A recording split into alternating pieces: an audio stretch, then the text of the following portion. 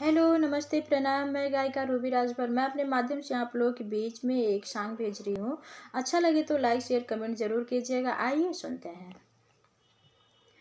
बंद नजरिया खोला ये भोला, बंद नजरिया खोला, बंद नजरिया खोला ये भोला, बंद नजरिया खोला, बंद नजरिया खोला, बंद नजरिया खोला ये भोला, बंद नजरिया खोला, बंद नजरिया खोला ये भोला, बंद नजरिया खोला।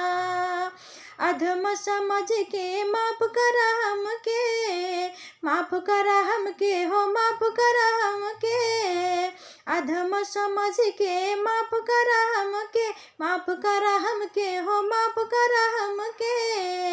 हमरे अंगनवा डोला, हमरे अंगनवा डोला ये भोला, बंद नजरिया खोला, बंद नजरिया खोला ये भोला, बंद नजरिया खोला।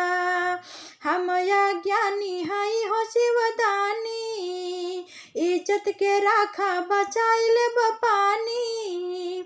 हम अज्ञानी हई हो शिवदानी, इज्जत के राखा बचाइल पानी।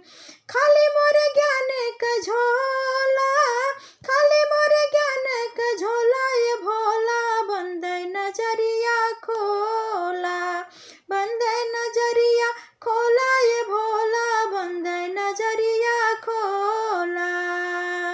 अरे देवतानो सब कर तपस्या, सब ही कहल कर शिव जी समस्या।